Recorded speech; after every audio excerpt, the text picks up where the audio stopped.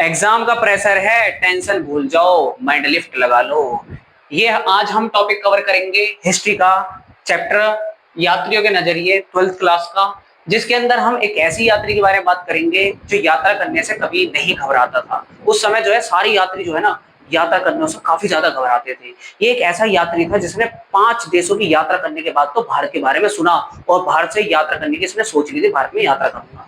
पर इसका एक ही उसूल था कि जिस देश में एक बार मैं चला गया उस देश में दोबारा नहीं जाऊंगा। इब्न बतूता का जन्म मोरक्को में हुआ, भारत में आया था 14वीं शताब्दी में। एक जिद्दी यात्री था, कभी जो है घबराता नहीं था यात्रा करने से। इसने अपनी किताब बुक जिसका नाम था रिहला रिहला लिखी, जो अरबी भाषा में लिखी गई थी। इसके साथ बात करें, इसने कम उम्र में जो है ना शिक्षा प्राप्त की थी, कम उम्र में। और इसका परिवार जो है इस्लाम के कानून का जानकार था और इसके परिवार में जो है काफी सारे लोग जो है काजी के पद पर रहे थे, यानी कि जज के पद पर। और जब ये भारत में जब यात्रा करने के आता है, उससे पहले 5 देशों की यात्रा कर चुका था ये। जब भारत में आता है उस समय जो है ना दिल्ली सल्तनत के राजा, जिनका नाम था मोहम्मद बिन तुगलक, ये दिल्ली में राज कर रहे थे। और इनसे मिलने के लिए आता है, मिलने के लिए आता, खाली हाथ नहीं आता, अपने साथ जो उपहार लेकर आता है, जिसमें दास, घोड़े, ऊंट सब होते हैं। इसी के साथ बात करें तो मोहम्मद बिन तुगलक ने ना इब्न बतूता के बारे में पहले सुन रखा था, तो इनके हुनर के आधार पर है इन्हें काजी के पद पर रख दिया। लेकिन मैं तुम्हें एक बात बता दूं, जब ये काजी के पद पर रख तो लिया गया, इसे खुशी खुशी बहुत खुश था, लेकिन आगे चलकर इसे जेल में भी डाल दिया। जेल में डालने का कारण था वो अभी सुनना। और इसने जो है विश्वास खो दिया, जिस वजह से इसे जेल में डाल दिया। जेल में डालने का सबसे बड़ा कारण होता फकीर, क्योंकि इब्न बतूता जब भारत में आया था ना, उस समय इब्न बतूता मन की शांति के लिए एक फकीर से मिलने के लिए जाया करता, और वो फकीर है ना मोहम्मद तुगलक की कभी बात नहीं सुनता था। लेकिन एक ऐसा समय आया जो मोहम्मद तुगलक है ना उस समय बहुत ज्यादा सनकी हो गया, तो उसने सोचा जो भी मेरे खिलाफ बगावत करता है उन सबको जो है मैं मार दूंगा। तो मोहम्मद तुगलक ने जो है जो फकीर था उस फकीर को जो है मारने के लिए भेज दिया, और उसे मारने के लिए बहुत बुरी तरह से जो है उसे प्रताड़ना की, उसे टॉर्चर करके मारा गया। उसकी जो दाढ़ी थी ना, दाढ़ी को एक एक नोच नोच कर उसकी सारी दाढ़ियां निकलवा दी, और उसके बाद जो है गर्दन काट दी उसकी। तो उसके बाद जो है मोहम्मद तुगलक ने एक हाथ, जो भी इस फकीर से जो भी मिलता था, जो भी इससे बिलोंग करता है, जो भी कोई भी व्यक्ति हो, उसके लेकर आओ मेरे पास। उनमें से एक नाम निकला जिसका नाम था इब्न बतूता। अब इब्न बतूता आया तो खुशी खुशी, काजी के पद पर भी रहा, लेकिन अब वो जाएगा जेल में। अब इब्न बतूता पहुंचा जेल में। अब जेल में पहुंचने के बाद क्या होता है, उसे पता था कि अब मेरी मौत जो है निश्चित है, कब जो है मेरी मौत का जो है फरमान निकल कर आ जाए।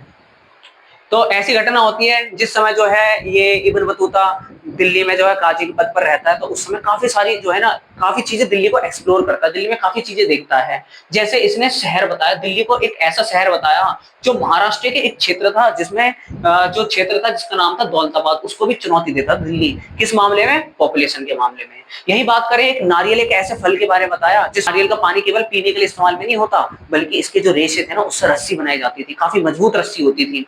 इसी के साथ बात करें, एक ऐसे पत्ते के बारे में बताया जिस पत्ते की है ना खेती करते थे। ये सबसे बड़ी बात लगी इसे, सबसे अजीब बात लगी कि लोग जो है ना इस पत्ते की खेती करते हैं। कहीं देखा इसने, हर जगह देखा भाई कोई सब्जी की खेती कर रहा है, फल की खेती कर रहा है, लेकिन यहाँ पर भारत में हो रही थी वो भी पान के पत्ते की खेती। ये सबसे अजीब बात लगी थी इब्न बतूता को, इसलिए इसने अपनी किताब के अंदर लिखा रिहला।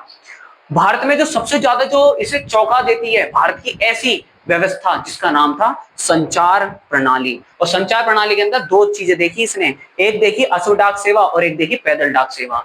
अश्व डाक सेवा को उलूक कहा जाता है, पैदल डाक सेवा को दावा कहा जाता है। इसी के साथ अगर हम बात करें तो दावा और उलूक था क्या, इसमें क्या था, जो एक व्यक्ति होता था उसके हाथ में रस्सी होती थी, रस्सी में जो है घंटी बंधी रहती थी, जिसको घुमाते हुए ना आगे तक दौड़ता था, और ऐसे ही एक आदमी यहाँ खड़ा रहता था, और उसे पता चल जाता था कि संदेश आ रहा है, तो उससे पहले तैयार रहता था और इससे घंटी लेता था, और संदेश जो होता था घंटी और संदेश लेकर फिर वो भी दौड़ने लगता था। ऐसे ही संदेश यहाँ तक पहुंच जाता, ऐसे पहुंच जाता, और इस तरीके से संदेश जो है ना अगले तक पहुंचते रहता था, जब तक जहां पहुंचाना है उस तक ना पहुंच जाए। इस व्यवस्था को कहा जाता था दावा। इसके साथ बात करें उलूक व्यवस्था, इसमें जो है व्यक्ति की जगह पर घोड़े होते थे, घोड़े पे जो है एक सवारक होता था जो संदेश पहुंचाता था। इससे ये संदेश जो है इससे इसके पास जाता था, फिर इसके पास जाता था, ऐसे ही चलता रहता था सिलसिला, जब तक संदेश को वहां तक नहीं पहुंचाया जाता जिस तक पहुंचाना है। ये व्यवस्था देखकर है ना इब्न बतूता काफी ज्यादा चौंक गया, जिसका सबसे बड़ा रीजन था क्योंकि इससे संदेश है ना कम से कम समय में पहुंचाया जा सकता था, जिसे कई महीने लग जाते थे किसी संदेश को पहुंचाने में। अब इब्न बतूता को पश्चाताप करने का एक मौका देता है मोहम्मद तुगलक। कहता है मैं तुम्हें माफ तो कर दूंगा, लेकिन तुम्हें उस देश में जाना पड़ेगा जिस देश से मेरी दुश्मनी है, और उसको जो है मेरा मित्र बनाना है। तो उसके लिए जो है ना, उसके लिए जो है इब्न बतूता को वो दास, घोड़े, ऊंट कई सारी संख्या में रक्षा करने के लिए, यहाँ तक कि सेना तक भेजता उसके साथ। तो इब्न बतूता वहां से निकलता है ना, तो सीधा दौलताबाद ही जाता है। दौलताबाद के बारे में फिर जानकारी मिलती है, तो कहता है दौलताबाद में इतनी पॉपुलेशन नहीं थी जितनी ज्यादा दिल्ली के अंदर थी। ऐसा यात्री जिसने कई देशों की यात्रा करी, लेकिन फिर भी वो ये कहता था कि मैं दोबारा जो है उस देश में यात्रा करने के लिए नहीं जाऊंगा। इसने 75,000 किलोमीटर तक की यात्रा करी है, उससे भी प्लस, लेकिन फिर भी भारत एक अकेला देश था जिसके अंदर उसने दोबारा यात्रा करी, अपना उसूल तोड़ दिया। ऐसा था इब्न बतूता। तो इब्न बतूता वहां से निकला और इसे जाना था चीन। तो इस तरीके से इसकी जान बची, और उसके बाद जो है इब्न बतूता जो है सुरक्षित होता है और अपने देश मोरक्को पहुंच जाता है, और इसके बाद अपनी किताब लिखता है जिसका नाम था रिहला।